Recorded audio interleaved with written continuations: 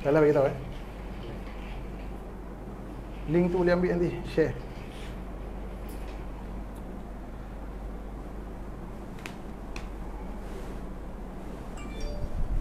Okay, dah masuk.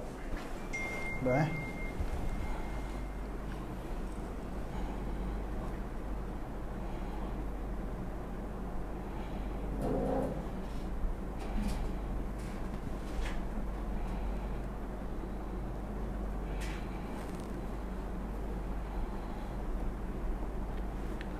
Dah masuk.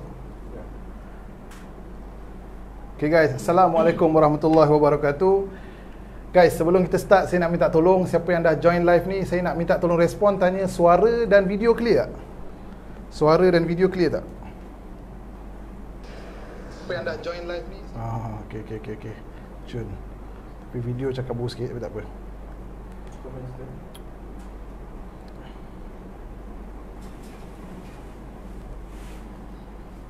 Suara dengan video clear insyaAllah Izzadin Rahim, Farid Mab yang dah masuk ni, nak minta respon suara dengan video clear.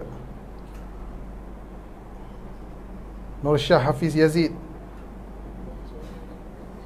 Okay Zat kita santai-santai je malam ni. Dia sangkut juga lain.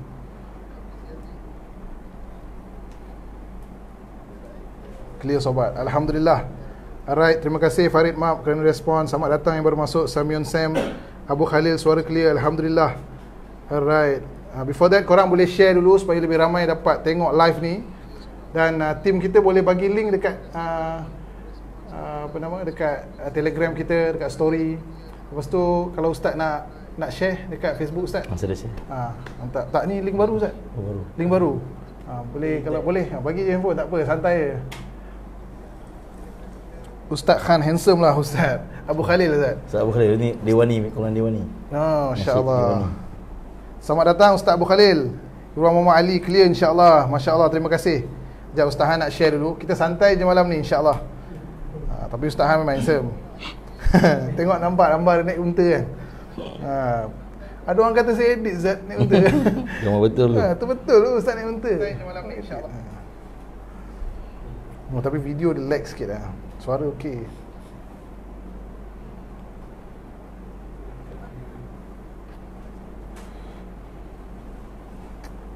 Kalau live tengok daripada phone okey. Syami? Daripada phone kau okey kalau live. Kita punya tim yang dekat rumah boleh respon tak? Okey.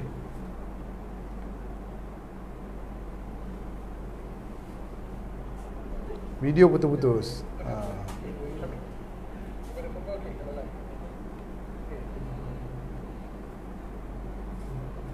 Okey, tak apa, insya-Allah suara clear, video sangkut. Mungkin tak ada rezeki, nanti kalau dia okey, kita okey. Okey guys, Assalamualaikum warahmatullahi wabarakatuh. Korang bersama saya Ahmad Sufi Ali, founder kepada Dikfesco, Premium Modern Muslim Apparel. Okey, malam ni kita nak live santai je. Sebab dalam poster korang dah tengok kan, kita punya Untold Story. Untold Story ni, kalau siapa yang tak berapa nak faham bahasa Jawa, Untold Story ni maksud dia adalah cerita yang tak pernah diceritakan. Jadi hari ni kita nak korek rahsia Ustaz Han ni, apa cerita dia kat bumi Madinah, bumi Hijaz ni. Apa benda yang dia tak pernah cerita, lorong mana yang dia pernah pergi tapi dia tak cerita kat kita. Hari ni kita nak korek. Unta, macam mana dia bawa unta, dia pernah pick up naik unta ke apa semua. Ini kita nak tanya dia. Untold Story. Baik Ustaz Han. Sebelum tu kita santai je Ustaz. Tak payah nak kenalkan diri macam kita forum. Tak payah forum apa semua, kita santai je. Okey, Ustaz Han ni simple je, dia belajar di Madinah selama 5 tahun. Hampir 5 tahun dekat sana. Dan dia buat dakwah kat sana. Jadi hari ni kita nak dengar sikit kakuzari pada Ustaz Han.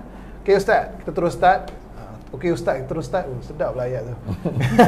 Okey Ustaz mula-mula buat keputusan nak pergi Madinah. Nak belajar. Ya, aku nak pergi Arab lah. Aku rasa nak belajar kat Arab lah. Aku nak pergi Arab lah. Tu bila Ustaz? Macam mana tercetusnya idea nak pergi Arab tu? Okey, bismillahirrahmanirrahim.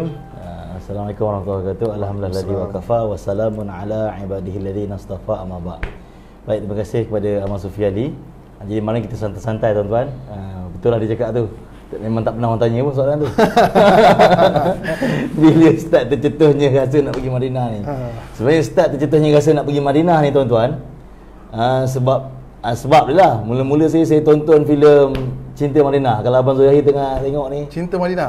Cinta Madinah. Abang Zulhahir berlakon? Dia pelakon utama. Masya-Allah. Semua pahala masuk kat buku dia lah. Saya belajar Madinah. Masya-Allah. Saya pun Abang Zulhahir kalau tengok video ni semua saham Abang Zul. Saya dah pernah cerita kat dia tu. Dia cakap kat saya, Ustaz masuk Madinah, Ustaz cakap sebab tengok saya berlakon Cinta Madinah. Sebab dalam tu dia guna watak Ustaz Safwan. Jadi pelajar Universiti Madinah. Masya-Allah. Masa tu lah kan. Jadi sebab tengok cerita tu kita rasa terinspirasi dan nak belajar Madinah. Dan dia kata dulu sebab Ustaz tengok video saya ataupun filem saya, Ustaz terinspirasi nak belajar Madinah. Lepas tu sebab Ustaz belajar Madinah tu, Ustaz bawa saya keluar dakwah lah. Masya-Allah. Saya alhamdulillah Abang Zahir keluar dakwah dengan kita 2 kali 40 hari. Subhanallah. Masya-Allah. Jadi start daripada tu lah kita tengok tu. Kemudian kami pergi umrah. Masa tu umur saya 10 tahun. Subhanallah, 10 tahun Ustaz pergi sana. 10 lebih Masa tu umur berapa? 10 tahun lah tengok cerita tu. Rasanya lebih kurang dalam sekolah rendah macam tu. Jadi masa tu kita dah pergi ke sana dan tengok memang pelajar-pelajar Madinah memang bawa pelajar, orang pergi umrah semua. Jadi mutawif kan. Jadi kita kata kalau belajar Madinah pun okey juga. Jadi start pada tu memang tak ada keinginan nak pergi Mesir ke gimana, memang tak ada keinginan. Pergi Madinah. Cuma bila dah ambil diploma tahfiz wal qiraat tu baru tahu pun susah nak belajar Madinah ni. Sebab setahun lebih kurang 1000 orang temuduga. Dia ambil 30-40 orang je. Sebab dia akan bagi beasiswa penuh lah. Jadi masa tu punya susah dan dia perlu surat sokongan daripada ulama yang dikenali oleh Madinah lah. Dia waktu tu kawan satu bilik dengan saya yang ambil sama-sama diploma tahfiz wal qiraat tu, dia anak saudara Tunggul Haji Adi. Haji Awang Presiden PAS. Jadi dia kata jomlah ikut dia balik kampung, balik Terengganu, balik Dusila. Saya pun tak pernah pergi, tak pernah tidur pun kat Dusila tu. Dia dah bawa saya pergi di Dusila, jumpa anak Tunggul Haji Adi dan Tunggul Haji Adi telah keluarkan surat sokongan bagi tahu ni anak buah saya, tolong terima dia masuk Universiti Madinah. Jadi saya masuk tu daripada sokongan daripada Tunggul Haji Adi lah. Dan mula daripada itulah kita belajar. Masya-Allah guys, ini satu point yang best Ustaz An cerita. Korang kalau nak tengok movie ke tengok cerita, korang jangan niat macam-macam. Ustaz An niat je tengok cerita Cinta Madinah tu, niat je Allah tu hantar dia 5 tahun kat sana. Korang kalau kau tengok cerita Hindustan, kau niat nak pergi India, kau sampai kat sana. So hari ni movie apa yang korang tengok pun korang kena niat betul. Kita hidupkan agama kat sana. Hidupkan agama. Mana-mana korang tengok New Zealand, kau tengok cerita New Zealand ke, New Zealand negara yang cantik Ustaz An. Tengok New Zealand cakap, "Weh, ni best ni kalau aku pergi New Zealand, kahwin dengan orang New Zealand, buat dakwah kat sana." Niat je, insya-Allah surat sokongan sampai kita pergi. Okey Ustaz. Cuma tadi ditinggal satu. Jadi nak mohon Indonesia ni kan seperti saya sebut susah. Jadi setahun dalam 1000 orang temuduga dia ambil 30-40 orang je. Sebab dia ambil 30. Dia 3% macam tu. Okey, sebab dia bagi beasiswa penuh. Tapi ada lagi dahsyat daripada Universiti Madinah. Sebelah Madinah, Mekah, Universiti Ummul Qura. Setahun dia ambil seorang, 2 orang pelajar. Lagi dahsyat lah. Lagi dahsyat. Okey Ustaz, kita dah tahu macam mana Ustaz tercetusnya idea nak belajar kat Madinah. Okay, soalan saya yang kedua lah kita tanya. Masa mula-mula Ustaz sampai je, Ustaz punya kapal terbang mendarat tu kat Madinah. Dekat turun kat mana masa tu? Kat Mekah. Kat Madinah. Kat Madinah. Turun je Madinah tu Ustaz. Apa perasaan Ustaz pada waktu tu? Apa yang Ustaz fikir dalam kepala otak Ustaz waktu tu? Kita nak dengar cerita ni guys. Kau dengar ni. First time datang ke bumi Anbiya. Bumi yang mana kat tanah tu, bawah tu ada jasad Nabi sallallahu alaihi wasallam. Kau dengar cerita dia. Mula-mula Ustaz sampai. Okey, baik tuan. Jadi seperti saya sebut tadi, kita sambung tadi sikit. Jadi nak mohon Madinah ni bukan senang, susah. Jadi sebenarnya saya mohon 3 kali saya cuba. Jadi 2 kali saya mohon dah tak dapat. Saya pun sambung belajar di Jordan. Jordan sekejap. Jadi bila saya pergi Jordan tu, saya masa tu dua kali yang saya mohon yang awal tu saya dah habiskan semua buku pasal sejarah Madinah. Betul kata macam mana kau boleh tahu tempat-tempat ni? Sebenarnya 2 kali saya mohon tu saya dah habiskan semua buku-buku yang ada cerita pasal Madinah Mekah saya habiskan, saya baca. Kenapa Ustaz baca tu atas apa dia akan tanya ke bukan, sebab semangat tak sabar nak pergi Madinah ni. Kan, tapi bila tak dapat tu kita pun tak apalah, kita pergi Jordan dan satu hari tu saya doa dengan satu doa, saya kata ya Allah, aku ni bukan nak pergi Madinah maksudnya untuk fokus pada belajar saja, tapi niat aku sebenarnya nak khidmat kalau ada ulama-ulama datang ke sana. Jadi lepas saya niat macam tu, ni cerita betul tuan-tuan, ni jarang saya cerita ke orang. Lepas saya doa macam tu, memang tahu tu dapat. Tahun tu dapat. Padahal kita punya surat golongan memang dah masya-Allah dah. Sebab Tuan Guru Haji Adi ni dia ketua pelajar Madinah dulu. Jadi memang masya-Allah lah kan. Tapi nak cerita Allah Taala pilih lepas kita doa macam tu. Jadi bila saya dapat tu, saya berhenti daripada Jordan memang bumi Anbiya. Saya pergi Madinah dan masa nak sampai tu rupanya dah dapat pun bukan senang nak pergi.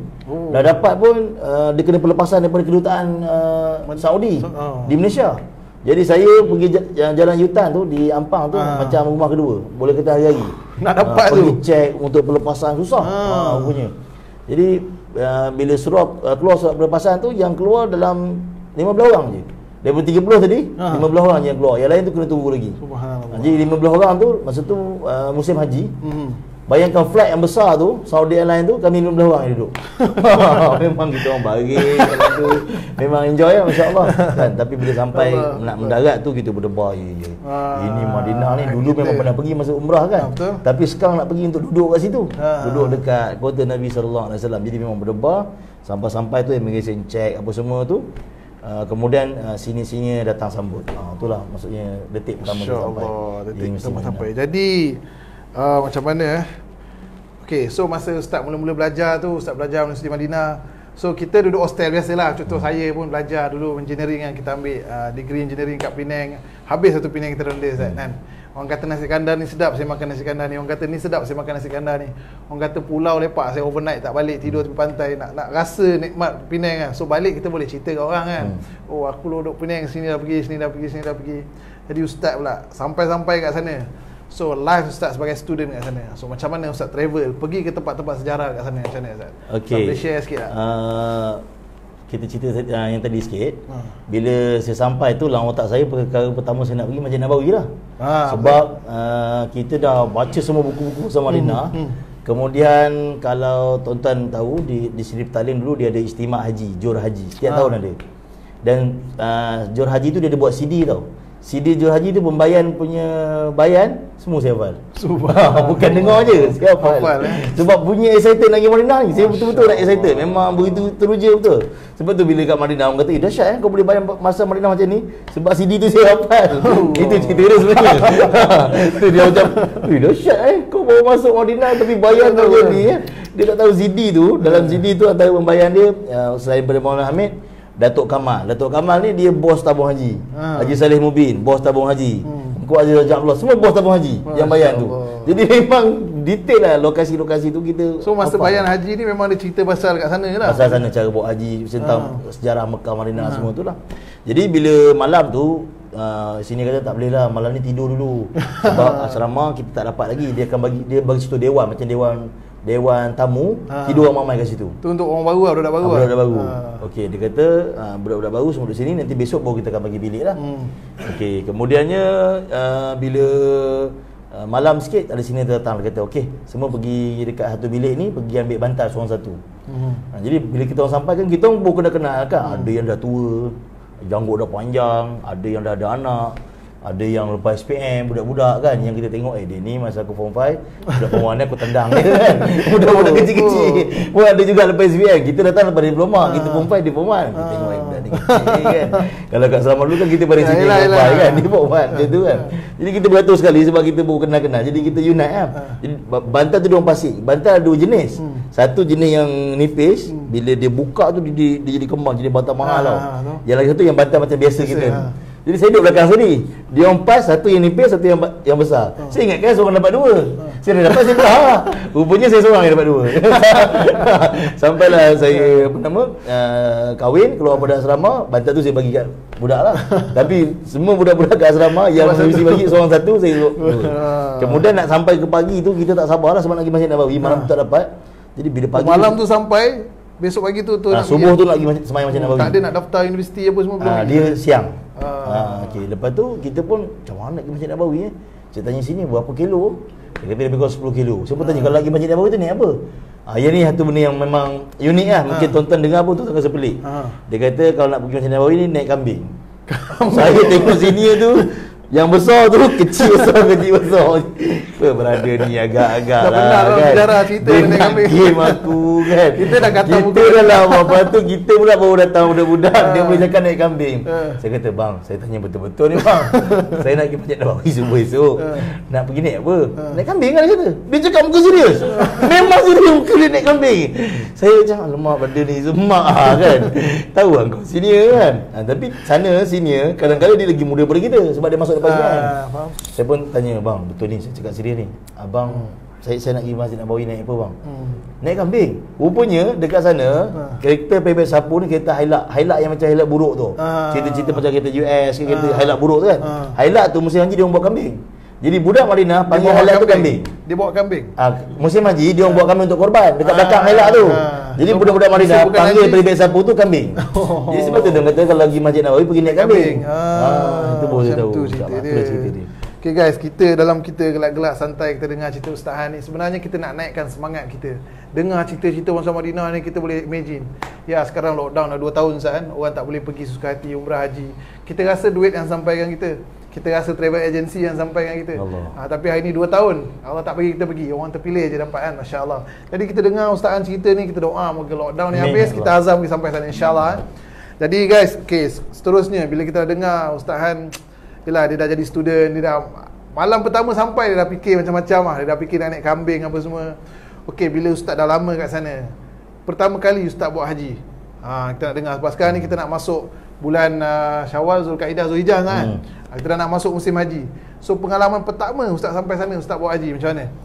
Ustaz buat haji tu sebagai student ke, ikut jalan belakang ke, naik kambing juga ke, sekali dengan kambing-kambing yang nak sembelih tu ke, ataupun Ustaz ikut juga agensi yang betul pergi haji? Yang Ustaz boleh share sikit. Baik, saya ni alhamdulillah Allah Taala bagi taufik kita mula buat usaha dakwah daripada umur 10 tahun. Jadi bila saya pergi mana-mana pun, kalau rumah pak cik sekalipun, saya mesti cari orang buat usaha dakwah kat kawasan tu untuk sama-sama kita buat dakwah lah. Saya pernah tinggal rumah pak cik saya di KL, di Keluang. Jadi saya banyak, biasa saya tanya lah, kat mana tempat orang buat orang tabligh kat sini, orang dakwah. Jadi macam tu juga masa saya kat Jordan, dia orang dah tahulah saya ni orang buat dakwah. Jadi benda tu dah sampai kat budak tabligh yang kat Madinah. Jadi bila saya sampai Madinah, ada satu orang sini nama Zulkarnain. Mungkin dia tengok pada malam ni. Zulkarnain ni kes paling sini lah. Dia banyak tahun dekat Madinah dan dia ni lepasan Darul Quran dan lepasan Yusim, dan dia juga kira orang karkun budak pelajar yang paling lama buat tabligh kat situ, dan dia dah kahwin ada anak. Jadi dia cari saya malam tu. Siang tu dia cari saya kat Masjid Nabawi. Tu dia kata, "Nama kau Khanai kan?" Ya saya bang. Aku dah tengok kat Facebook dia kata. Dia pernah tengok kat Facebook dia kata. Dia kata kalau nak pergi markas jom lah. Terkejut saya. Masa tu kita memang tengah cari. Dia datang tu collect je. Dia kata jom kalau nak pergi markas jom lah dia kata. Lepas tu saya pun ikut dia pergi markas apa semua. Dia bajak makan kat rumah. Dia ada kereta. Masa tu saya paling pelik, dahsyat budak Madinah ni. Hampir setiap orang ada kereta. Kaya betul. Lepas tu dia kata relax. Biar lagi kau tahu. Kau jumpa kebun kurma kau tahulah macam mana cara dapat kereta. Macam mana dapat rumah. Macam mana dia kata. Macam tu kan punya. Yes, so korang boleh dengar sikit ni. Kalau kau pergi umrah nanti boleh pergi kebun kurma cari tak kereta. Okey. Lepas tu kata kau relax. Kau ikut je. Aku akan ajar kau semua tu dia kata. Lepas tu masa tahun tu lebih kurang tahun 2012, ulama-ulama datang begitu ramai dekat Madinah waktu tu. Dan termasuk yang datang Hazrat Maulana Zubair rahmatullah alaih. Anak Haji Namunasar rahmatullah alaih. Jadi Maulana Zubair duduk kat tengah-tengah dan kita orang pun pergi musafahah lah, salam Maulana Zubair dan ramailah Haji Dawab Sa'ad almarhum, Maulana Sa'ad dan ramai lagi ulama. Habib Omar datang tahun tu, dah ramai lah masya-Allah. Baik, kemudian lepas salam Maulana Zubair tu dia tanya saya, kau nak buat haji tak? Buat haji? Siapa tanya sini tu? Zulkarnain tu lah. Saya memang Zulkarnain tu je masa mula-mula tu. Buat haji bang. Saya mana duit bang. Yang orang kampung bagi masa nak pergi Madinah ni, kira-kira bola 1,000 je. Kan kita dengar haji ni mahal kan. Kita tak apa. Dia kata, alah benda kecil tu kita settle. Tak apa, kau pergi ikut aku, kita pergi haji. Okey, masa tu dia tak ketat macam sekarang tau pergi haji. Dia orang Saudi boleh pergi haji tanpa perlu macam sekarang. Orang tempatan sana memang boleh pergi lah? Memang boleh pergi. Sekarang ni dia ketat, dia kena ada tasrih. Tasrih tu macam surat pelepasan. Dan tasrih tu saja harga dekat 3,000 lebih kurang. 3,000 ke 5,000. Sebab tu bila macam, bukanlah kita nak kata kan, bila semalam Menteri Agama dan Tabung Haji keluarkan surat, dia kata badal haji yang dikatakan 2,500 tu tak betul. Jadi saya pun macam untuk tahun ni lah pun macam confused juga. Kalau tahun-tahun dulu-dulu munasabah, sebab orang Fatani dan orang Indonesia yang tinggal di Mekah boleh buat haji, dan dia memang tak ambil cas yang mahal. Tapi bila tahun ni orang yang tempatan pun nak pergi dengan 5,000 surat saja, tak ada penginapan semua. Jadi macam mana? Dia ada berkait dengan COVID ni juga. Untuk COVID lah. Untuk COVID ni dia ketatkan dan dia mahal lah, sebabnya memang dia nak bagi kurang orang pergi. Jadi tahun tu senang. Jadi saya pun ikut Zulkarnain, dia kata okey, kau tunggu kat markas, aku pergi ambil kau. Dia kata kat markas ni, markas Nusantara ni dekat Ijabah. Satu masjid nama Masjid Ijabah, tempat Nabi doa 3 perkara. Dekat situ Nabi doa 3 perkara. Pertama, Nabi minta supaya umat Nabi tak mati semua serentak dalam kemarau yang panjang. Yang kedua, Nabi minta supaya umat Nabi tak mati semua serentak dalam banjir yang besar seperti zaman Nabi Nuh AS. Yang ketiga, supaya umat tak berpecah. Yang doa ketiga Allah tak kabulkan. Tu tempat dia. Ijabah. Masjid Al-Ijabah. So kalau macam contohlah kita ada rezeki nak pergi Madinah, kita memang boleh pergi lah sana Ustaz. Kalau nak pergi markas ke? Boleh insya-Allah. Tapi sekarang markas dah pindah tempat lain. Situ dah buat hotel. Okey, jadi masa zaman saya tu markas kat situ lah. Jadi saya pun pergi. Saya pun kata dengan dia, "Bang, kau ni biar betul. Kita nak pergi haji mana ni, aku ni cara nak buat haji pun tak tahu." Sedangkan Allah beritahu, "Wa tazawwadu fa inna khairaz taqwa." Buatlah persiapan yang takwa. Sekarang ni aku ni tak tahu nak buat apa ni. Sebab Mekah pun aku apa kat Mekah ni ada apa ni, sebab dulu dah pernah pergi tapi dulu masa kecil. Sekarang ni kau tak tahulah. Sekejap, relax. Bukan dia aja. Dia panggil satu orang tukang sapu Masjid Nabawi. Tukang sapu Masjid Nabawi Bin Laden tu, nama dia Khalis Mustaqim. Yang pakai baju hijau, bukan baju hijau. Okey, dia orang Indonesia. Nama dia Khalis Mustaqim. Saya pun ada ikuti dia di Facebook juga. Dia ni memang tukang sapu Masjid Nabawi, tapi dia sangat suka belajar. Dia kalau jumpa ulama dia akan belajar. Dia ajar saya dengan satu kertas dia. Orang Indonesia. Orang Indonesia, Khalis Mustaqim. Dia kerja tukang sapu Masjid Nabawi. Dia kata, "Pak Farhan mau belajar manasik." Manasik tu haji lah. Haji lah. Okey, dia ambil satu kertas, dia koyakkan daripada buku mesyuarat tu. Dia koyak. Satu kertas tu dia karkun lah. Dia karkun. Dia mau markas Mukimin, dia mau duduk markas. Siang dia kerja tukang sapu Masjid Nabawi. Dia buat, dia pun lukis. Okey Pak, ini Mina, ini Muzdalifah, ini Arafah, ini Masjidil Haram. Okey, bapak sampai-sampai bapak buat ni, bapak buat ni. Dalam mazhab Syafi'i macam ni, dalam mazhab ni. Bapak ni okey, siap. Bapak faham? Faham. Okey, bapak boleh pergi. Itu je dia ajar. Dan saya tak sampai sejam. Padahal kat Malaysia orang kursus haji setahun. Kan? Dia kata, "Oh, dahsyat betul benda ni. Satu kat sampai sejam dia ajar aku, padahal dia tukar sapu je." Bayangkan. Jadi kita pun tunggu kat bawah Ijabah tu. Okey, sebelum tu ada tu cerita kelakar sikit. Siang tu senior tu kata, "Han, kau pergi beli ihram. Nak buat haji kan?" Ihram.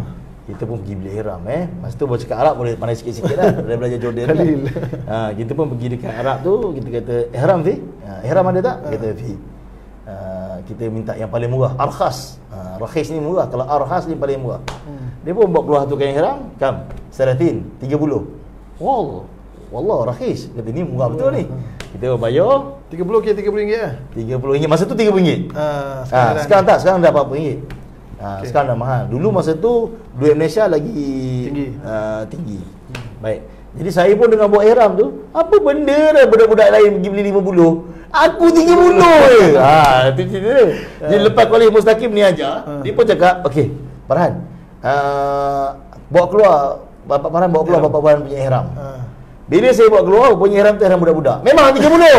Itu yang saya tahu. Ya Allah, kena game aku. Kan ada yang terkeluar. Itu yang saya kata, ya Allah, patutlah murah RM30.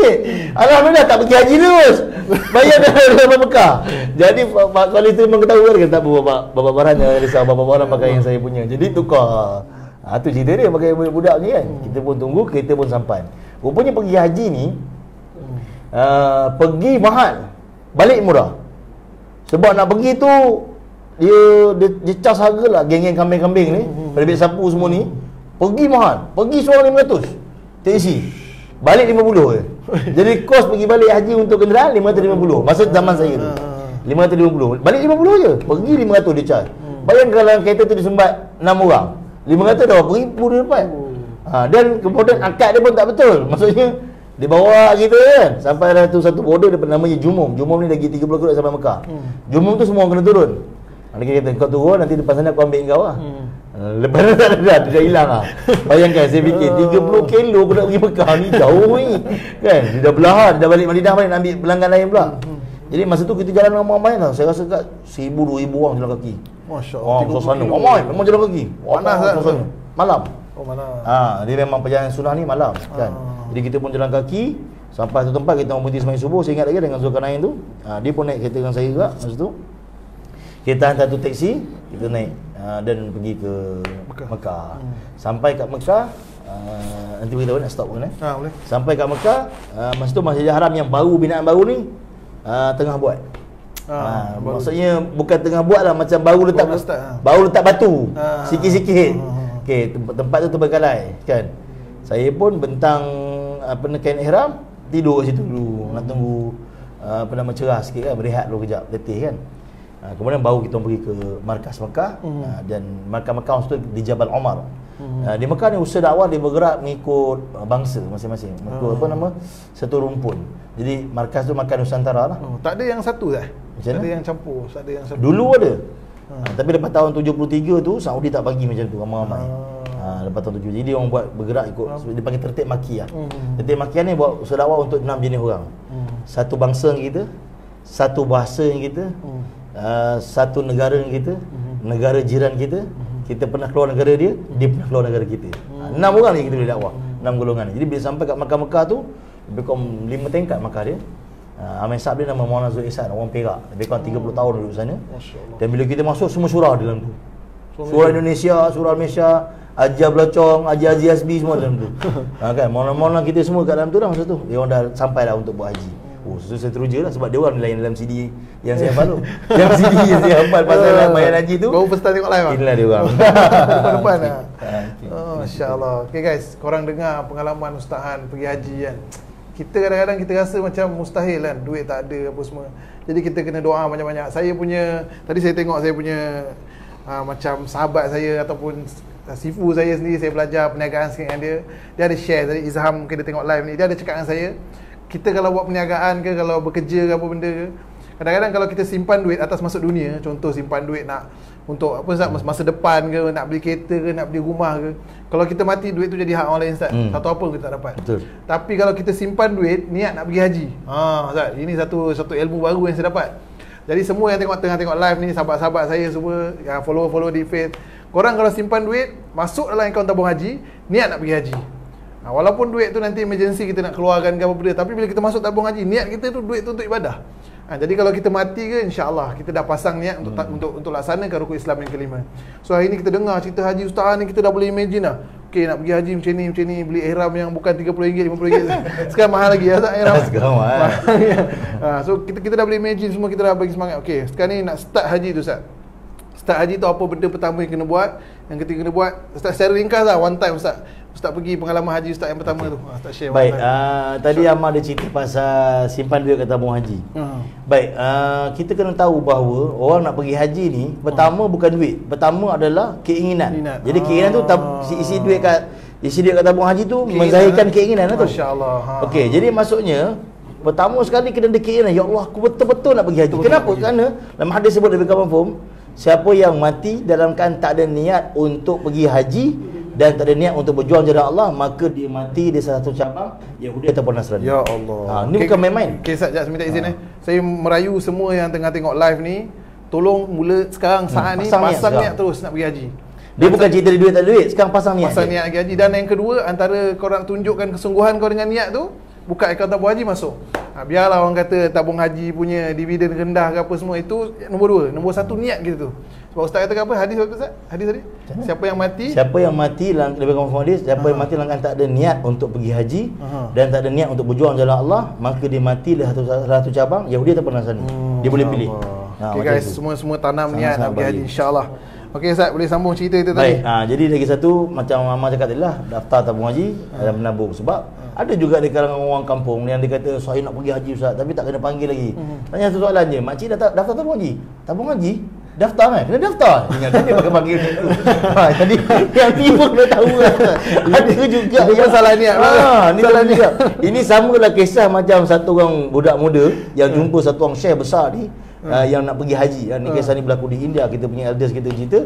Dia kata, "Syekh, tolong Syekh, nanti di Arafah tolong doakan saya." Arafah ni doa paling maksimum makbul tuan-tuan. Jadi Syekh ni pun tanya, "Kamu nak doa apa?" "Doakan saya dapat anak." Syekh ni pun pergi dan balik.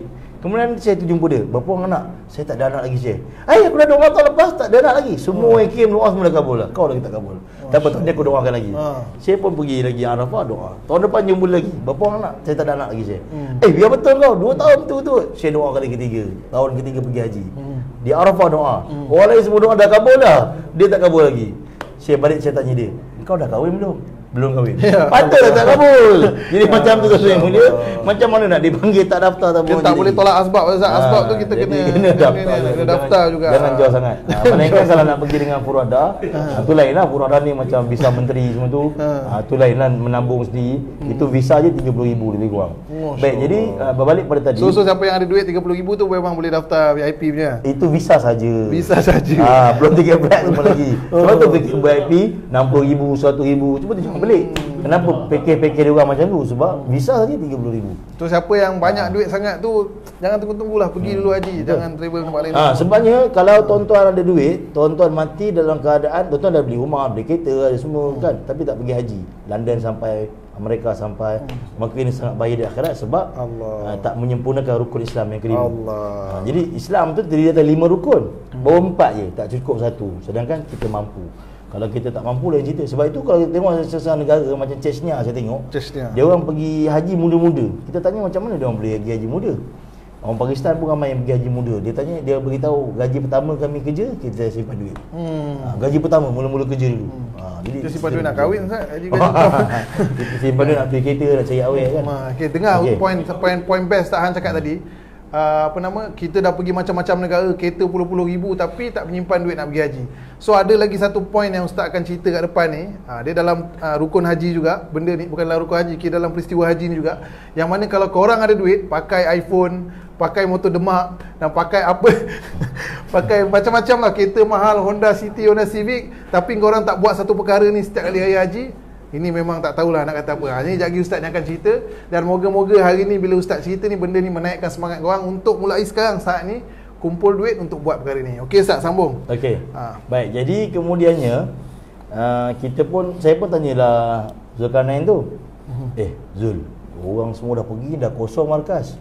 Tinggal kita dengan Amir Sab, dia tak pergi lagi. Lepas tu masa haji ni biasanya dia masa peralihan tau, musim panas nak pergi musim sejuk.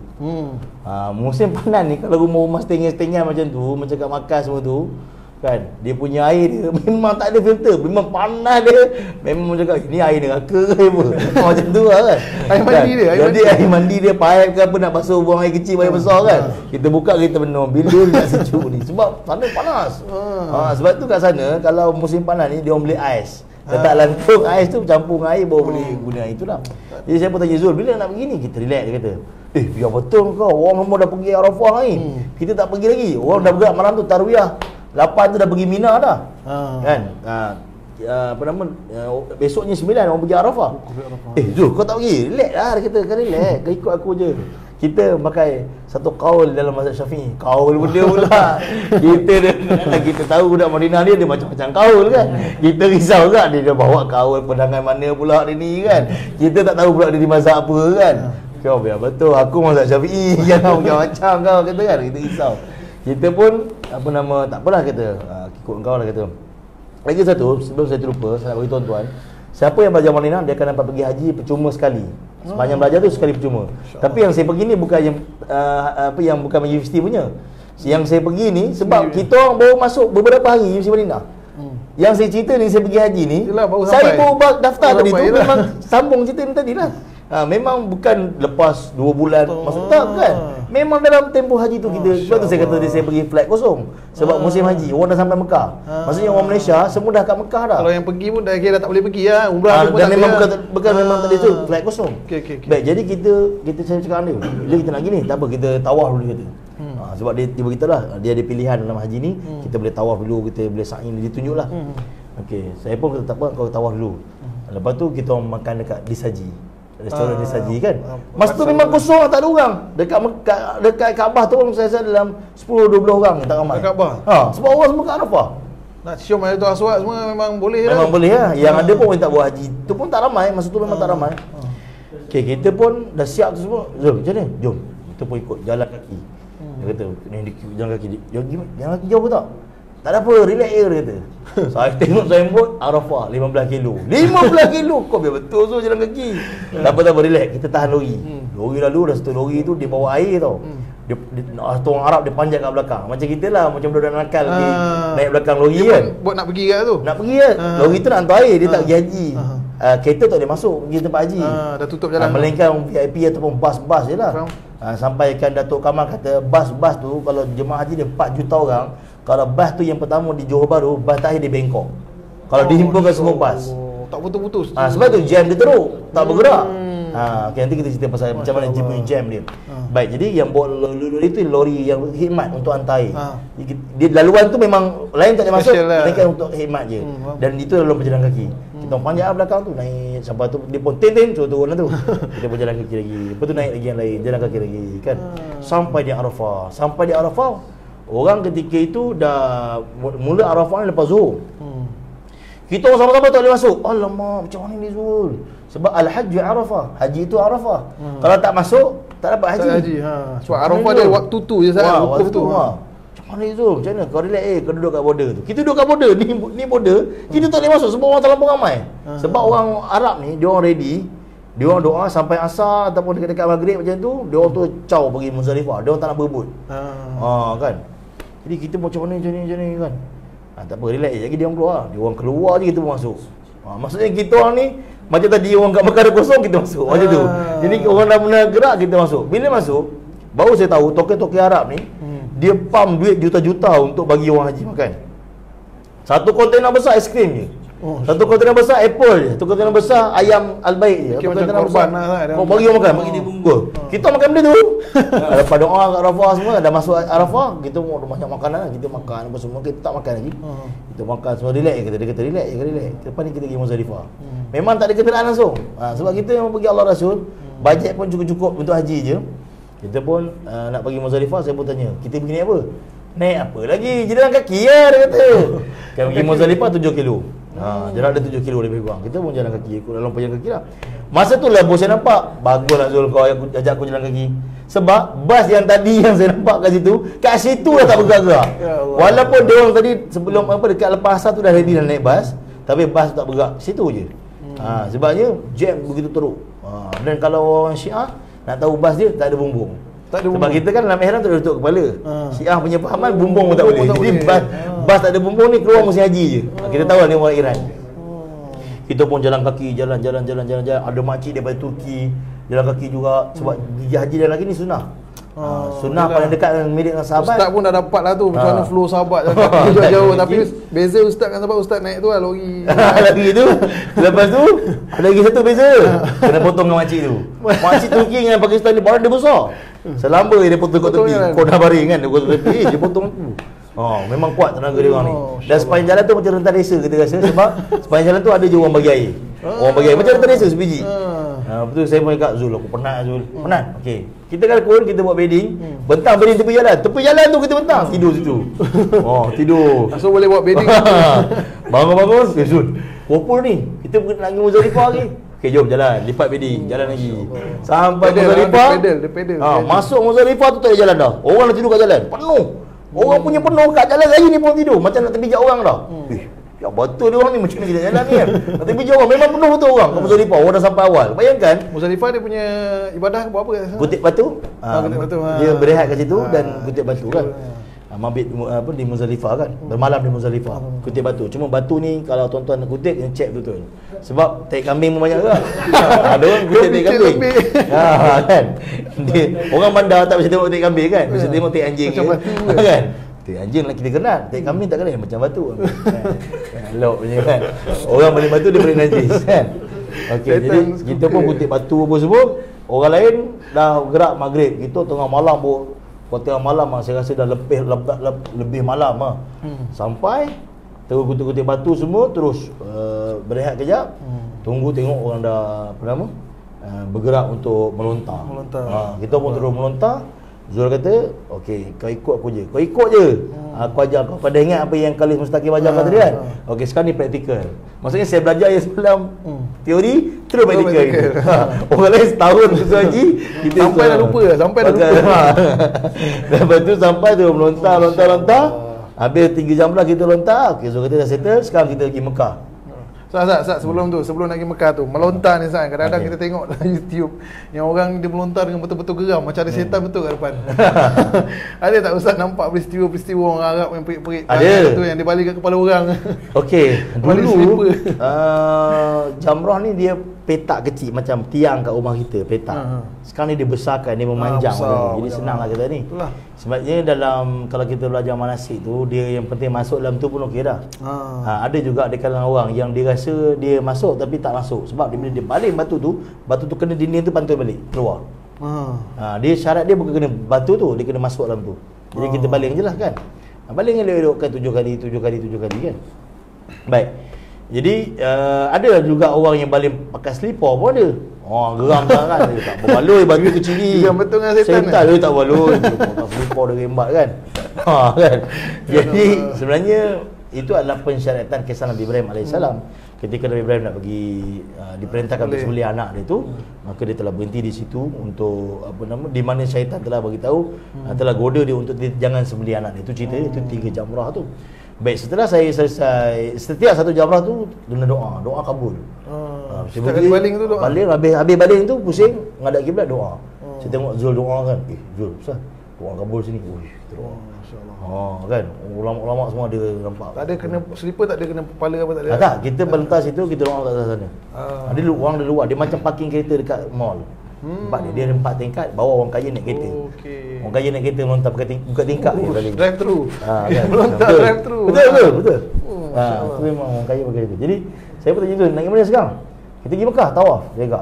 Ini memang kira orang yang kalau expert buat haji, dia akan buat macam ni dia kata. Jadi bila pergi Mekah dah tawaf sebab datang itu sa'i haji. Sekarang ni kita tawaf haji, dah settle, kita dah boleh buka ihram. Saya pun tahu punya macam tu. Jadi kita tak, selama ni saya fikir kalau pergi haji 3 hari betul-betul kena pakai ihram macam tu. Tak. Ni dalam dan haji pula dia, kita tahu juga kita buat haji apa. Dia ada haji ifrad, haji qiran, haji tamattu'. Kan kalau macam haji ifrad memanglah kita tak payah medam, tak payah korban seekor kambing. Tapi kita kena pakai ihram lah. Kalau macam saya memang saya buat ifrad. Sebab saya daripada Mekah, Madinah malam tu pergi buat haji. Yang daripada Malaysia ni dia datang 20 hari sebelum haji. Kalau di ifrad dia tak boleh buka ihram sampai haji. Bayangkan. Berapa hari dia dalam Bantar Larang kan. Dia tengok pula kan awet Turki lalu, awet macam-macam awet lalu. Dia tengok bini dia tak boleh buat apa-apa. Kan. Dia buat apa kalau daripada Malaysia haji? Macam kalau daripada Malaysia dia buat haji. Tabung haji bagi kita pilihan. Sebab tu kalau jemaah-jemaah haji nak pergi haji kebanyakannya lah. Biasanya kalau kenal saya dia akan telefon. Ustaz punya show macam ni? Nak buat haji tamattu' ke haji qiran? Nak buat haji tamattu' ke haji ifrad? Qiran ni biasa orang kaya je buat. Jadi nak buat apa? Saya pun akan bagi advice kat dia. Dia ada pro and contra, kelebihan dia ke sini. Afdal dalam mazhab Syafi'i haji apa dan sebagainya. Kita beritahu lah kat dia orang. Memanglah contoh dalam ifrad, dia punya kelebihan dia tak payah korban, tak payah dam seekor kambing. Tapi dia tak buka ihram di dalam Bantar Larang. Tapi dalam tamattu' walaupun kena dam seekor kambing, tapi kelebihan dia adalah Allah SWT dia dipanggil dam tu dam kesyukuran, bukan dam denda. Dam syukur, boleh buka ihram dah. Jadi kita orang pun pergi sampai ke Mekah, tawaf. Dan tawaf pada malam itu, maksudnya malam Arafah, malam hari Adha. Sebab malam tu dah malam 10. Malam tu hanya pembesar-pembesar dunia je tawaf. Bos saya tahu. Jadi waktu tu lah jumpa Raja Brunei. Penuh lah sekal jaga kan. Perdana Menteri negara ni, Perdana Menteri negara tu, orang besar-besar akan tawaf pada waktu tu. Sebab itulah waktu yang paling tak ramai orang tawaf. Sebab lepas tu, kalau tuan-tuan nak tahu, kalau tuan-tuan pergi lepas pada waktu tu, tuan-tuan tak payah tawaf, berdiri je. Dia akan bergerak sendiri habis 7. Berdiri je. Betul, saya bukan cakap bohong. Saya dulu tak faham kenapa dia kata berdiri je. Saya pun berdiri betul habis 7. Dia bergerak sendiri. Orang akan tolak kita sampai habis 7. Ramai. Terlampau ramai sangat. Dan kita pun tak sangka boleh habis 7. Sebab tu dia kata kalau jatuh, kalau jatuh rasa macam tak bergerak kan. Rasa tak bergerak. Hari kedua punya melontar macam tu juga berlaku dengan saya. Sebab lepas kita dah tukar t-shirt semua, esok kena lontar lagi. Dia 3 kali melontar kan. 3 hari betul-betul. Atau kita lah kita dapat nafas buka ihram semua ataupun nafas sani kan, dia 11, 12, 13 hari tasyrik. Jadi besok tu kita pergi macam tu juga. Dia kata ni waktu afdal, kita buat waktu afdal. Zul kata, ya waktu afdal okey. waktu hadal patutlah tak ramai orang berani pergi Sabung Haji pun sendiri apa, dia ada time dia, bukan boleh pergi suka-suka. Sebab pergi waktu afdal ni sama juga macam tawaf tadi, berdiri je kat tempat jamrah tu, dia orang tolak sampai masa sampai ke tempat jamrah tu. Kalau tak, kita kena lontar tu. Masya-Allah. Kita dah live dah sejam ke tim? Live. Saya tengok sikit. Berapa? Tak, belum sejam lagi lah. Okey, boleh lagi insya-Allah. So, korang yang tengah tengok live ni, korang boleh share dulu live yang kat Facebook. Yang dekat Instagram, korang boleh komen lah apa benda ilmu-ilmu yang ustaz ni share pasal haji ni, best juga ni kita dengar kan. Walaupun kita belum apa, orang kata Allah belum pilih kita, tapi kita kena ada pasang niat, pasang azam. Macam ustaz cerita tadi, pasang niat, pasang azam sungguh-sungguh kan. Pasang insya-Allah Allah akan mudahkan urusan kita. Dan paling penting, pasang niat tu dengan tadi asbab tu kan. Jangan nak anak tapi tak kahwin. Jadi kita nak pasang apa niat haji tadi pun, kita kena apa nama apa tu, pasang haji, tapi kita kena buka juga akaun tabung haji, sifat tu haji. Boleh minum aja, saya minum aja, haus juga. Bismillahirrahmanirrahim.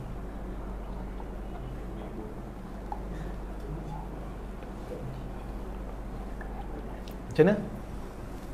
Datuk Neh pun tengok. Okay guys, okay Ustaz, kita tadi dah tawaf, Ustaz dah melontar tawaf tu, Ustaz habiskan Ustaz punya melontar. Lepas tu apa pula Ustaz buat?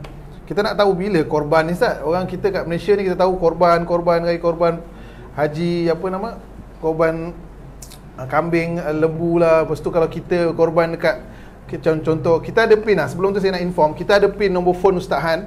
Nombor phone tu nombor akaun? Nombor phone, kita ada pin nombor phone Ustaz Han. Siapa yang nak buat korban dekat Mekah, dekat Umrah, korang boleh PM nombor tu, Ustaz Han akan assist korang.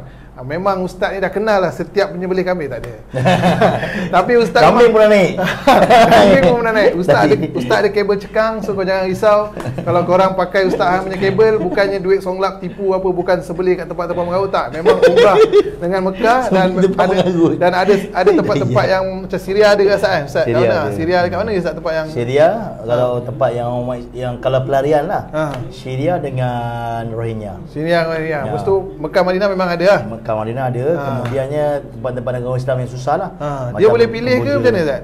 Boleh pilih, kita boleh pilih. So, korang boleh pergi juga dekat page Ustaz Han, Ustaz Farhan Dai ataupun Khan Dai, dia punya personal. Dekat situ ada poster dia. Korang-korang nak Mekah Madinah sekian harga, dekat Syria sekian harga, dekat Rohingya sekian harga berbeza. Ingat guys, kita akan share kenapa korang kena buat korban. Kalau korang pakai tengah tengok live ni pakai iPhone, pakai Samsung, pakai Oppo, beli-beli tapi kita buat korban, kesian lah kat diri sendiri kan. Korang boleh sambung, kita dengar cerita Ustaz Han bila pula proses korban masa buat haji ni.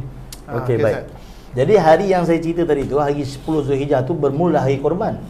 Jadi sebab itu kalau kita tengok ada pandangan-pandangan ulama, ada kadang-kadang ulama berbeza pandangan dalam menyatakan tentang orang haji ni apa benda dia perlu buat. Sebab orang haji ni amal yang terbaik yang dia buat ialah talbiyah, labbaik Allahumma labbaik. Talbiyah pun dengan penuh pengharapan, ya Allah terimalah kedatangan aku. Sebab ada di dalam riwayat ada cerita, ada orang yang datang, Allah dengar bila mana dia sebut labbaik Allahumma labbaik, Allah sebut apa daripada langit suara, kedengaran suara daripada langit, la labbaik, kedatangan kamu tak diterima. Sebab itu tuan, sebelum saya terlupa, bermula Syawal di rumah kita, kalau Rejab kita mula baca Falak Ramadan, ulama kita minta dalam Syawal kita kena baca Falak Haji. Jadi tuan-tuan yang tak ada kitab Falak Haji, tuan-tuan kena pergi cari, buka Shopee. Okay guys, boleh buka Shopee. Ni saya selalu berhubung dengan Ustaz Azman yang jaga Tok Kenali kitab ni. Apa Mana Lufi Muharram punya tu. Jadi korang boleh search Tok Kenali kitab Arab Pustaka Tok Kenali dekat Facebook ataupun kat Shopee. Saya selalu ada bagi link kat Shopee, siapa nak beli Fadl Amal, Mutaka Hadis ke apa benda, kalau ada orang-orang tanya. Dan yang apa Ustaz cakap ni, sekarang kita dah mula dengar Fadl Haji. Kita dah boleh baca tentang Fadl Haji dan dengar Fadl Haji. InsyaAllah nanti tim kita pun dah boleh start baca nanti Fadl Haji. Jadi Fadl Haji ni akan merangsang kita ada tolak, keinginan untuk pergi haji. Macam tadi Amal cakap kan, kita keinginan nak wujudkan keinginan tu, antara je lain daripada dengar ceramah adalah baca Fadl Haji. Bau isteri kita, anak kita kata, ya Allah bestnya pergi Mekah Madinah ni, besarnya ganjarannya kan. Sehingga kan Sayyidina Aisyah radhiyallahu anha jumpa Nabi sallallahu alaihi wasallam, "Ya Rasulullah, wanita nak pergi jihad jalan Allah." Kan Nabi berkata lebih kurang pun jihad bagi wanita adalah pergi haji. Nabi kata haji ni punya mujahadah ni untuk wanita cukup dah. Memang dah super power dah tu, masya-Allah. Baik. Jadi tuan-tuan, penting untuk kita pergi haji. Dan kita tadi saya sebutkan bahawa orang pergi haji ni paling afdal dia buat ialah talbiyah, labbaik Allahumma labbaik. Dan talbiyah pun dengan penuh harapan, ya Allah, aku datang menyambut suratmu ya Allah. Dengan penuh harapan supaya Allah Ta'ala terima kita. Kita jangan santai-santai kan dengan kerek belagak kan. Aku pergi haji, orang tak pergi haji. Labbaik Allah, labbaik Allah, terima lah aku dah datang ni. Kalau kalau labbaik tu kalau pergi umrah pun kita ada baca kan? Baca. Dia punya lama kita baca tak? Saya pernah sampai tertidur kan? Mekah ke Madinah. Daripada Madinah pergi Mekah. Oh, punya jauh tu kita dah start baca tu labbaik Allah tu saya dulu. Sampai mutawil tu pun dah makin lama makin slow. Mula-mula semangat, makin lama makin slow. Kalau musim haji sepanjang kalau nak pergi tu lagi dahsyat. Kalau umrah daripada Madinah kita pergi Mekah, lepas tawaf settle lah kan.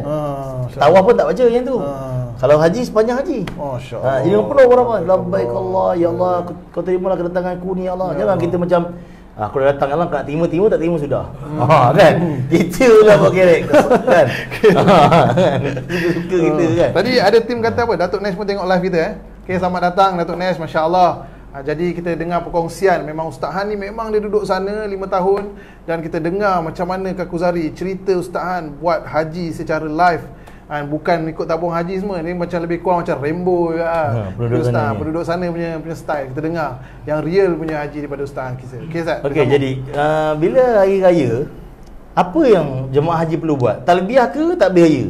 Jadi ulama berbeza pandangan. Ada ulama kata tak beraya, ada ulama kata talbiyah.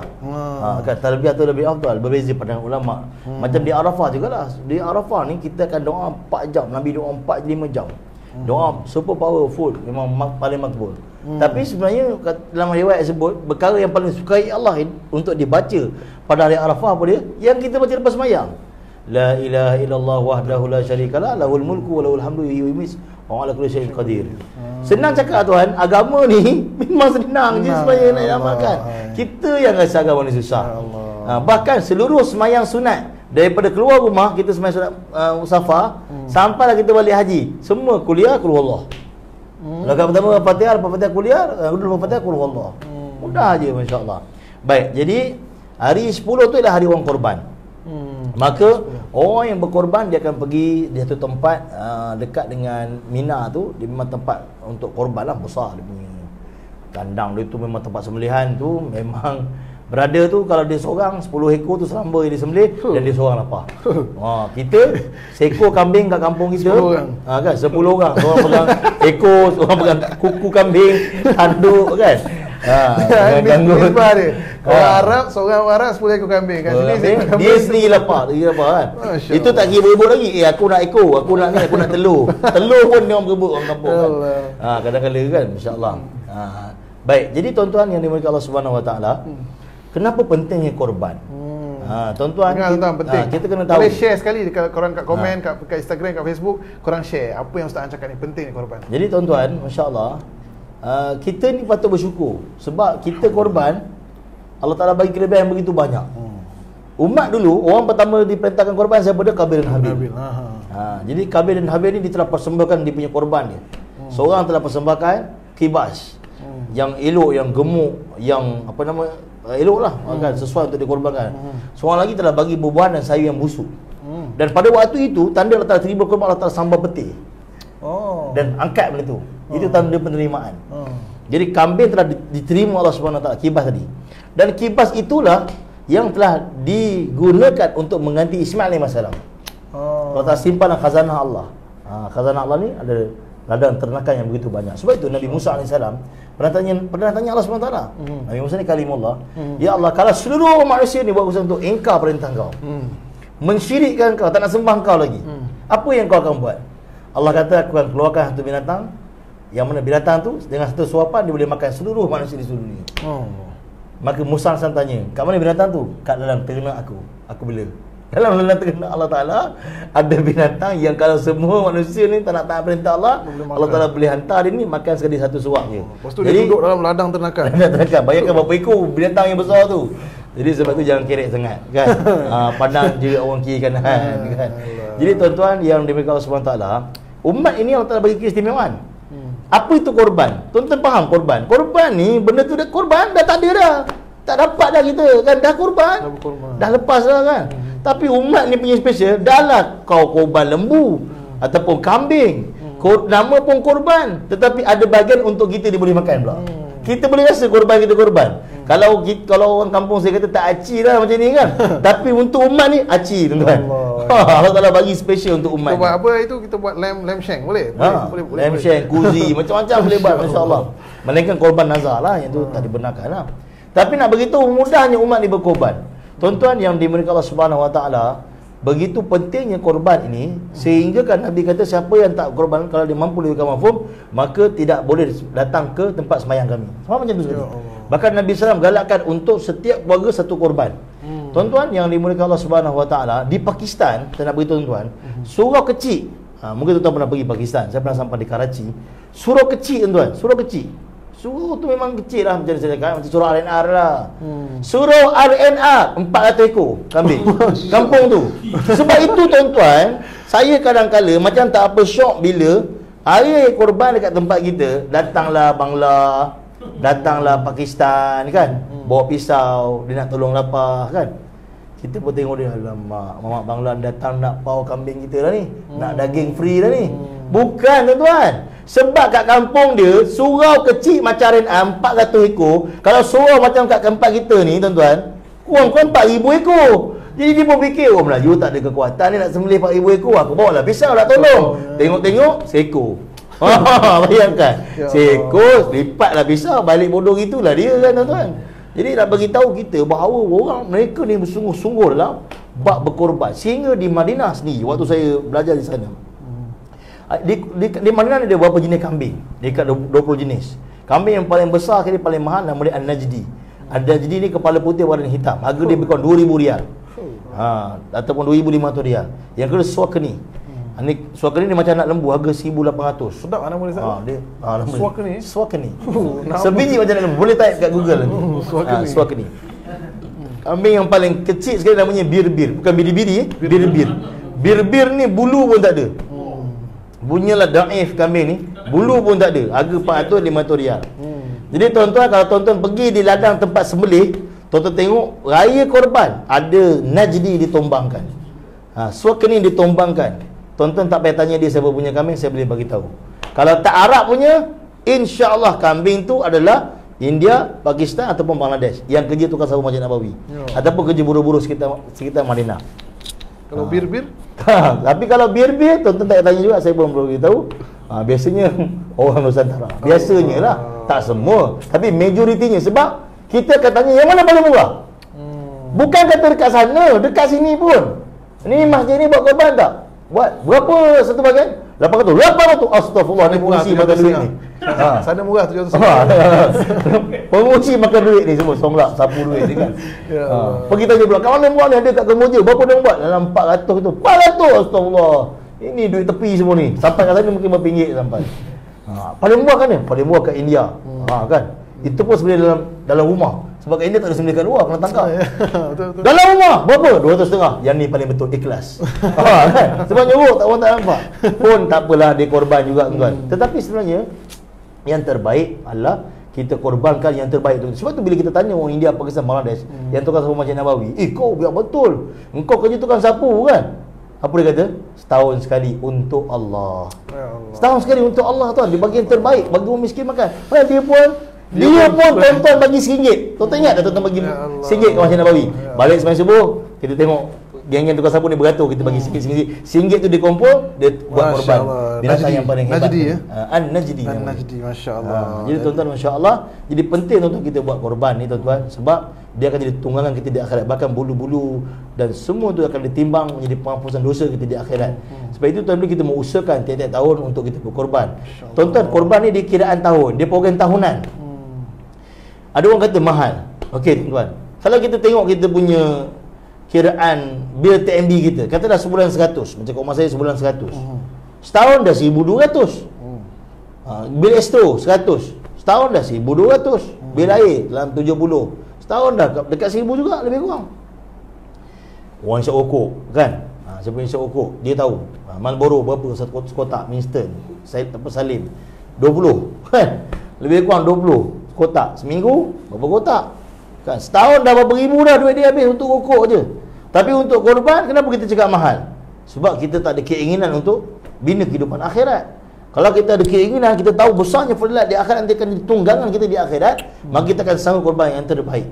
Sebab itu tuan-tuan, kalau kita boleh untuk bayar benda-benda yang lain ni dengan kiraan bulan, kalau kita buat kiraan tahun pun, katalah kambing korban lembu satu bahagian kat tempat kita 600, 700 kan. Bukan tu benda yang mahal nak dibandingkan bil TMBT 1200 kalau kira tahun. Maka sebab itu tuan, bila kita boleh kumpul duit untuk beli iPhone, beli Oppo, beli macam-macam handphone baru, aksesori kereta dan benda-benda lain-lain kan. Macam tu juga tuan, kita kena usaha untuk korban, masya-Allah. Masya-Allah. Saya pernah buat pengiraan Ustaz. Saya tengok posting dulu masa saya pergi 2017an, kita pergi IPB, kita tengok orang-orang Bangla kat sana kan. Saya pernah tanya satu orang rickshaw kan, yang bawa beca. Saya tanya berapa gaji sehari. Gaji dia lebih kurang dalam, saya tulis itu dalam 300 Bangladesh, lebih kurang RM15. Sehari gaji RM15, tapi hari-hari ada kat masjid, anak-anak datang masjid, hidup bahagia. Dan kalau kita pernah dengar juga ada kisah orang pam minyak, Bangla pam minyak tu, dia ni setiap tahun korban pam minyak. Jadi saya buat calculation, saya pernah kira, saya pernah share. Andai kata, tadi Ustaz kata satu bahagian lebih kurang 600 dekat Malaysia. Kalau 600 setahun, lebih kurang sebulan kita kena simpan RM50. RM50 sebulan kalau bahagi dengan sehari RM1.70. Ini lebih kurang belanja budak sekolah Ustaz. Belanja budak sekolah sehari RM2. Jadi kalau kita nak korban 600 satu bahagian tu, sehari lebih kurang RM1.50 je kita menabung. RM1.50 tak pun sebulan RM50. Tak pun setahun tadi 600 satu bahagian. Dan kalau akhir darjat pun korban, saya pernah tulis, kalau akhir darjat kata 300 ada kan? Yang 300 punya package. Kalau kau tengok Ustaz Han punya package ada yang 300. Di India. Di India 300. Yang dalam rumah tadi. So kalau ikhlas. Yang paling ikhlas tadi. 300. Ni saya buat calculation, kalau 300 setahun, kalau kau nak korban, sebulan hanya RM25 je kau perlu simpan. Dan kalau kira hari, sehari 0.84. Maknanya 84 sen je sehari kau perlu simpan dalam tabung. Lencop 30. Lencop sekali makan 30. Ini 84 sen je kau orang perlu simpan dalam tabung setiap hari setahun. Bagi tu Ustaz, saya nak korban paling kelas kat India. Okay guys, hari ni itulah kita dengar pasal korban ni, pentingnya korban. Kita muazzam juga, korban ni pun kita kena simpan duit juga untuk buat korban. Nak yang murah duit tepi lagi, try contact Ustaz Han macam mana nak adjust korban paling murah. Jadi kita teruskan Ustaz, kita pun dah pukul berapa, dekat pukul 11 lah. Kalau boleh kita habis sebelum pukul 11 ataupun pukul 11 lebih sikit tak apa, boleh insya-Allah. So korang boleh share dulu live ni. Siapa yang masih ada, terima kasih yang komit, yang untuk stay dan konsisten dalam live ni. Kita sama-sama doakan korang dapat manfaat. Korang dapat satu ilmu yang sangat power hari ni, dan korang jangan kedekut untuk share kat orang lain. Okay Ustaz, kita sambung. Habis korban tadi 10 Zulhijjah. 10 Zulhijjah tadi kan. Ada apa semua korban. Ustaz pergi jumpa apa orang Arab tadi yang tumbangkan 10 ekor tadi. Okey, macam mana sambung? Okey, akhir korban ni kan di 4 hari 10, 11, 12, 13. Tetapi takbir raya bermula pada 9. Tu tuan kena tahu. Takbir raya mula 9. 9 hari Arafah tu dah takbir raya dah. Dan kita Muhammad Musayi. Saya dulu tak tahu juga kan. Kita pergi kat masjid kat Madinah, ada masjid kecil-kecil kan. Ada masjid-masjid dekat dengan rumah-rumah kita orang tu. Dia orang ni kalau tahu universiti mana, dia suka suruh jadi imam. Tapi hari tu saya tak jadi imam lah, sebab hari tu hari 9 saya tak pergi haji masa tu. Tahun saya tak pergi haji. Lepas mayang dia orang takbir raya. Raya besok awalnya dia takbir. Kan rupanya dalam kitab Mu'tamal Musalli, kitab kita dalam mazhab Syafi'i juga sebut 9 dah mula takbir. Baik, jadi tuan-tuan yang dimuliakan Allah Subhanahu Wa Taala, berbalik pada korban tadi. Jadi korban tu 4 hari. Jadi tuan-tuan boleh pilih lah berapa hari apa tuan-tuan nak korban dan sebagainya. Biasanya kalau tuan-tuan dah bagi duit kat pengurusan, dia akan uruskan lah. Dan dia ada lafaz wakalah, lafaz niat dan untuk wakalah lah. Maksudnya dapat wakalah ni wakil. Kemudian Allah SWT untuk yang dah meninggal. Baik, macam ni kita nak buat korban untuk orang meninggal. Orang meninggal tu kan 2 je kita boleh buat. Satu, kalau dia wasiatkan, yang dia wasiat untuk korbankan untuk dia, boleh. Yang kedua, kita buat korban atas nama kita. Tapi kita niatkan pahala untuk arwah. Jadi selesai korban, ya Allah, kalau ada pahala sini kau, aku adakan kepada mak aku Fulanah binti Fulanah almarhumah. Kita tak boleh sesuka hati kata ini korban memang untuk terus tak boleh. Korban ni tak boleh senyap-senyap, tuan-tuan. Tak boleh kata saya buat untuk dia Ustaz. Senyap-senyap jangan beritahu dia. Hadiah Ustaz rahsia, secret banyak. Tak, korban tak macam tu. Bahkan kalau dia tak wasiat untuk korban pun kita tak boleh buat korban untuk dia. Tu korban. Korban dia lain sikit. Dan tuan-tuan yang mulia, masya-Allah, penting untuk kita buat korban. Sebabnya tuan-tuan yang mulia, ini adalah perkara yang mana dibuat oleh Nabi-Nabi. Dan Nabi SAW tidak pernah tinggalkan amalan korban ni. Ini banyak orang beritahu, saya ikut sunnah. Kata ulama, Nabi 1 tahun paling kurang 70 ekor kambing Nabi tumbang. Nak beritahu Ini ikut sunnah kan. Hari ni orang kata ramai saya ikut sunnah kan. Ikut sunnah tarawih pun dia tak buat macam Nabi buat kan. Nabi SAW buat berapa juzuk sekali baca dalam tarawih. Nabi SAW korban berapa ekor. Jadi tuan-tuan yang mulia, kita nak ikutlah betul-betul. Tak mampu nak buat macam Nabi, kata pepatah Arab, la tatruk kulluhu wala yadruk dilu, tak boleh buat semua, jangan tinggal semua. Tak mampu nak buat 70 ekor, 80 ekor, 1 ekor, buatlah kita mampu. Macam Amal kata tadi, kalau korban di India 300 satu bulan baru RM20. Kita makan chicken chop, tambah lagi benda geri-geri apa semua tu kan. Tax lagi kan. Dah berapa dah? Tapau sah, itu saya tapau geri bekas saja 60 sen. Bekas 60 sen kalau Food Panda. Kan. Berapa lagi pula kan. Itu semua kos tu tuan-tuan. Tapi kalau kita ni orang cinta agama, kita fikir bekal akhirat, kita nak balik akhirat, maka kita pasti akan buat korban. Jadi tuan-tuan yang mulia, korban yang kita sediakan tu ada beberapa tempat, mengikut pilihan tuan-tuan. Kenapa? Kena tengok pada keutamaan. Baik. Contoh Mekah. Kenapa kita buat korban di Mekah? Sebab saya minta maaf ganggu. Baik. Okay guys, siapa yang tengah tengok live ni, tolong share sekejap, sebab Ustaz nak share pasal korban. Sebab bila korang share, orang lain tengok live ni ataupun video ni bergerak walaupun live dah habis, orang tengok live ni, dia tergerak hati nak korban, dia kontak Ustaz nak korban, semua akaun pahala yang dia buat korban tu masuk kat korang, hanya sebab korang share je. Korang share dulu. Okay, Ustaz boleh sambung. Baik. Jadi contoh macam kenapa kita buat korban kat Mekah. Mekah ni orang kata tiap-tiap tahun orang buat korban kat Mekah. Bahkan dam pun, kambing dam pun buat kat Mekah. Kan? Orang Mekah mesti tak ada orang miskin. Tak tuan-tuan. Tak. Inilah keberkatan yang Nabi Ibrahim doa untuk orang Mekah. Dan Nabi SAW sendiri pun ada buat korban di kota Mekah. Ada tuan-tuan yang mulia, walaupun orang korban begitu banyak, tetap ada juga orang susah, orang fakir ni tetap ada. Di bumi Mekah, masya-Allah. Baik. Kemudiannya korban di Syria dan di Rohingya contoh. Di Syria ni di sana tempat pelarian. Dan ramai di sana anak-anak orang Islam kita, bayangkan dalam kesusahan, mereka susah dapatkan makanan, kita bantu, masya-Allah. Dan untuk setiap tuan-tuan korban tu kita akan buat grup nanti, dan kemudiannya akan kita share dia punya gambar sembelihan dengan nama tuan-tuan semua. Bukti yang sembelihan ni memang nama tuan-tuan. Dia bukan jenis tombang semua 100 ekor. Okey, tu mana pilihlah yang mana tu kau punya. Tak. Kita memang buat proper punya, ada tulis nama dan sebagainya. Dan selain share, korang boleh juga tag sahabat-sahabat baik korang ke, suami korang ke, ataupun ayah korang ke, abang korang ke, yang korang sayang, yang korang niat dia pun korban sama-sama, nak dia ada kesedaran ataupun nak dia dengar apa benda kepentingan korban ni, korang boleh share, tag nama dia orang, insya-Allah. Okey, kemudiannya macam di Rohingya pun tempat pelarian juga, lebih kurang 4.5 saja kita punya pengurusan di situ, sebab kambing kat tempat pelarian tu memang harga macam tu. Harga sekitar tu. Kemudiannya di Bangladesh kita pun ada buat, di India pun ada buat, di Kemboja dan di Vietnam. Ini beberapa tempat lah yang kita buat di tempat, boleh kata bumi tempat umat Islam yang mana di sana terdapatnya orang susah. Dan di Malaysia pun kita ada buat juga. Tapi di Malaysia ni kenapa kita buat lambat sikit? Sebab kita tunggu prosedur. Disebabkan PKP sekarang ni, jadi PKP ni kita tak boleh sembelih suka-suka. Sebab tu ada orang 2 hari lepas dia ada hentam saya pun tak kenal siapa dia. Dia cakap, ustaz, dia kata jual apa korban saya luar negara je, dalam negara tak buat. Takkan semua benda nak cerita kat kau. Sebab saya beritahu kat dia sekarang PKP kan, PKP tunggu prosedur. Dia setiap negeri dia ada enactment dia. Kan? Ada enactment dia. Jadi kita tengok enactment negeri tersebut, dia belum keluar lagi. Kat mana boleh sembelih, kat mana tak boleh sembelih. Bukan boleh suka-suka. Sekarang ni PKP kan, Perintah Kawalan Pergerakan. Jadi kita kena tahu. Macam tahun lepas lah, tahun lepas pun sama juga. Dah akhir-akhir dah dekat, mungkin dalam lagi 2 minggu ataupun lagi 3 minggu baru kita buka korban dalam Malaysia di Sabah, dan sambutan ni masya-Allah. Kan? Sebab kita dah ada orang tanya, ustaz korban dalam negeri ada. Okey, ustaz lock nama saya. Memang ada. Tapi yang tu kita tak open lagi sebab benda tu tak keluar lagi dia punya enactment, dia punya tata cara dia. Kalau kita keluar nanti kan, tiba-tiba penguasa telefon, ni mana kau dapat ni kan? Dia susah pula. Jadi benda tu kita tunggu Malaysia keluarkan tata cara, baru kita akan keluarkan PKP korban dalam negeri. Sementara ni kita keluar yang luar negara, Ustaz. Kita keluar yang luar negara sebab kita bila kita settle, kita dah boleh buat pengurusan dan dia orang dah boleh prepare kat sana. Sebab nak print nama tu bukan Malaysia satu hari. Dekat tempat pelarian Rohingya, nak print nama kat mana? Tempat pelarian Rohingya. Nak cari CC, nak print pun jauh. Rumah saya pun tak ada printer. Kan? Lagi kat tempat pelarian Rohingya. Dia kena pergi pejabat dulu.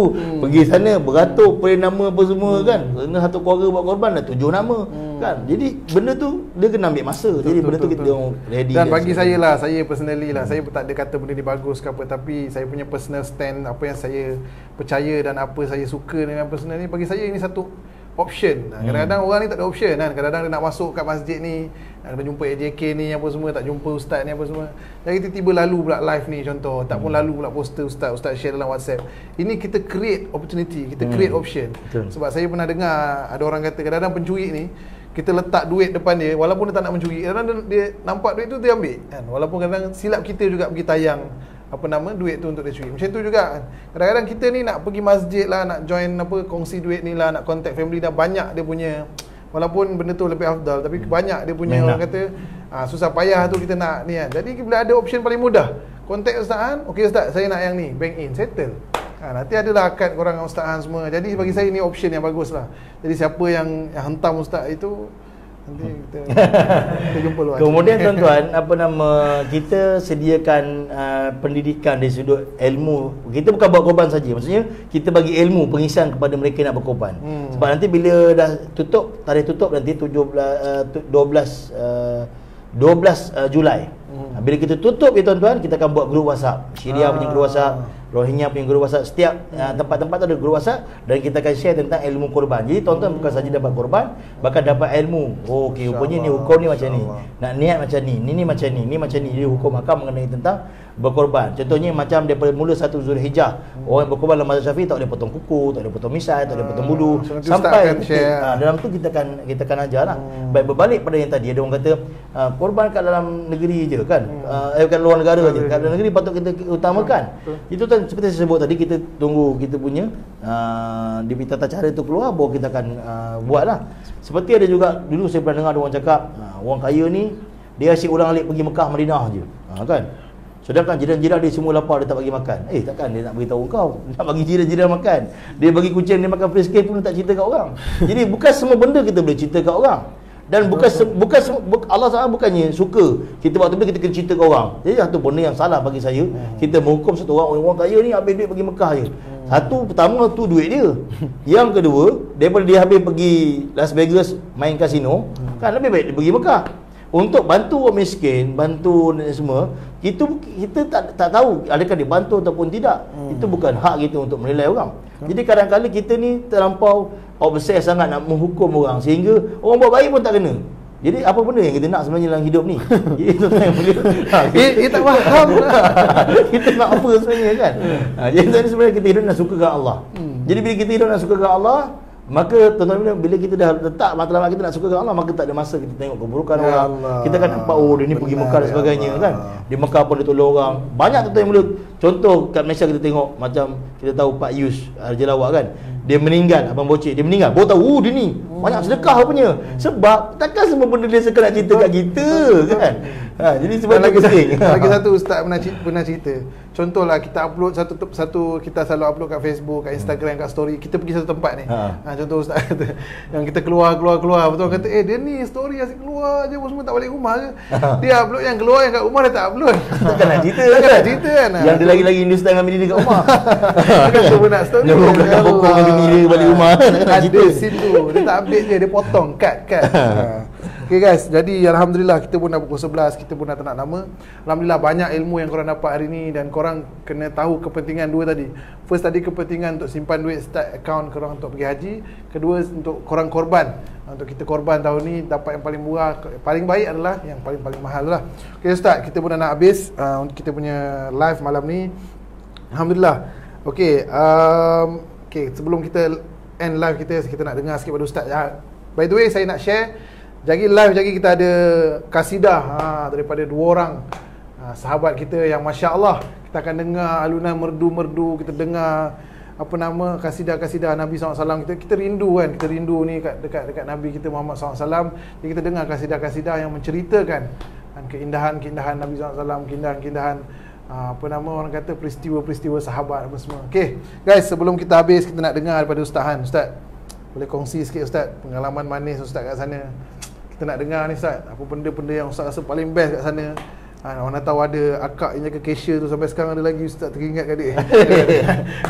Sebab Ustaz kata awal-awal pergi sana memang susah nak cakap dengan perempuan. Jadi kita nak dengar sikit lah pengalaman mana Ustaz, supaya mana tahu benda tu boleh mencuit hati kita untuk macam, ya Allah, aku nak pergi lah ni kan. Dah lama tutup umrah. Jadi Ustaz boleh share sikit Ustaz pengalaman manis sebab kali. Baik, pengalaman manis ni banyak sebenarnya. Banyak kat sana lah kat sana mesti manis kan. Ada benda yang orang tak pernah dapat pun kita dapat. Contohnya bawa Permaisuri Agong. Jadi mutawif Permaisuri Agong. Orang tak pernah dapat. Bayangkan kat Malaysia pun orang tak tutup jalan untuk kita lalu. Dekat Madinah kita bawa Permaisuri Agong jadi mutawif dia. Jalan dekat Saudi tu tutup sebab kita nak lalu. Bayangkan, saya punya jakun, kita buat story. Sampai apa nama? Tengku Azizah kat Permaisuri Agong kita, yang amat mulia Tengku Azizah, dia pun diam je, kita tak apa, bagi dah ustaz ni rakam dulu kan, bagi chat dulu baru kita tanya soalan kan. Dia diam dalam kita. Habis saya buat story tu baru tanya daripada mana, borak-borak.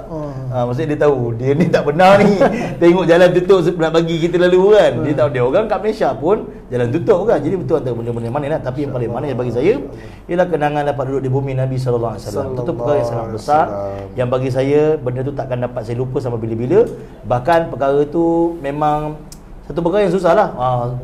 Kita balik Madinah, ramai kawan-kawan saya yang macam-macam lah. Dia orang jadi cikgu, jadi macam-macam lah. Tapi mana-mana pun saya nak beritahu tuan-tuan, budak yang belajar Mekah, belajar Madinah, walaupun jasadnya di Malaysia tapi hatinya di Madinah. Tak kira dia fahaman apa pun, tak kira dia berniaga apa pun. Tuan tanya dah belajar Madinah, hati dia kat mana? Hati dia kat Madinah. Sebab macam itulah yang berlaku pada kami. Dan alhamdulillah tuan-tuan yang mulia, Allah Taala bagi saya satu hadiah sebelum saya balik, iaitu Allah bagi anak saya yang pertama lahir di Madinah. Dan anak saya Nurin Sumayah tu lahir di Madinah, dan bagi saya itulah hadiah. IC Madinah. Itu Saudi lah. Dia lahir Madinah. So barat dia lahir Madinah. Jadi saya rasa Allah Ta'ala bagi hadiah tu pada saya adalah untuk bila mana tuan-tuan yang mulia, ini saya share pada tuan-tuan lah. Ini saya cerita bini saya pun tak tahu. Ini betul-betul antul. Betul kan? Ini pun tak tahu. Bila mana saya rindu Nabi SAW, saya akan peluk anak saya. Sebab saya kata inilah hadiah daripada Nabi untuk saya. Itu anak saya Nurin Sumayah. Jadi tuan-tuan, masya-Allah, tu apa yang sangat besar lah. Satu cerita dia kena nangis dah. Aku nangis kan tak jadi kan rakam ni. Saya kalau nangis tak berhenti. Okey dia tuan, sampai situ saya boleh cerita. Insya-Allah cintanya kita ke Nabi SAW macam mana Ustaz Allah bagi kelebihan tu. Jadi kita yang tak ada lagi hadiah ni, kita kena sentiasa lah selawat kat Nabi sallallahu alaihi wasallam. Sampai selawat tu kita kena ingat Nabi korban untuk kita, Nabi doa untuk kita, macam-macam kan. Kita ni macam tak buat apa-apa ya Ustaz kan. Saya lah kan. Jadi insya-Allah kita doa, saya doakan semua yang tengah tengok live ni, insya-Allah asbab korang tengok, asbab korang share, orang lain dapat manfaat. Insya-Allah Allah pilih kita, saya dan tuan-tuan yang tengah tengok live ni, kita sama-sama kan, semua dapat pergi umrah, dapat melawat Nabi SAW kat sana. InsyaAllah semua tolong komen amin dekat Instagram, kat Facebook, komen amin banyak-banyak bawah tu. Asbab kita, siapa yang tengah tengok live ni, mungkin ada orang yang mungkin Allah makbulkan doa dia, kita semua dapat sampai baik, sana. Saya terlupa satu tadi ni, last betul. Hazrat Maulana Said Khan rahmatullahi alaih, dia ni Amir Madinah. Hazrat Maulana Said Khan Muhajir Malan ini dia Amir seluruh Madinah. Dia kata untuk orang yang ada keinginan untuk buat haji, dalam bulan Zulkaidah ni dia dah kena istiqamahkanlah lepas sembahyang 7 kali dibaca labbaik Allahumma labbaik, 7 kali dibaca. Tiap kali lepas sembahyang dengan penuh rasa, ya Allah jemputlah aku, ya Allah jemputlah aku nak pergi betul ya Allah. Daripada Zulkaidah dia mula baca sampailah hari haji. Guys, tolong guys, sama-sama kita doa, dan apa yang Ustaz ajar tu labbaik Allahumma labbaik lepas solat 7 kali, insya-Allah kita azam untuk amal. Dan kita kena banyak-banyak doa, Allah pilih kita untuk buat haji, untuk sampai kat sana insya-Allah. Okey guys, terima kasih yang join live kita. Korang jangan keluar pada live ni lagi. Jadi insya-Allah ada orang kita keluar, jadi kita akan keluar dulu, kemudian baru akan masuk untuk kita punya jemputan. Kita punya jemputan untuk bacakan kasidah insya-Allah. Sebelum tidur ni, malam Jumaat ni, sebelum ke apa-apa kita dengar dulu, kita halwa telinga kita dulu. Kita dulu. Dapat lagu Rindu Madinah pun best ni. Jadi insya-Allah terima kasih guys. Itu saja untuk saya hari ni. Terima kasih yang join. Terima kasih Ustaz Han. Okay, stay in style, keep the faith. Assalamualaikum. Okay, Ustaz, insya-Allah kita dulu.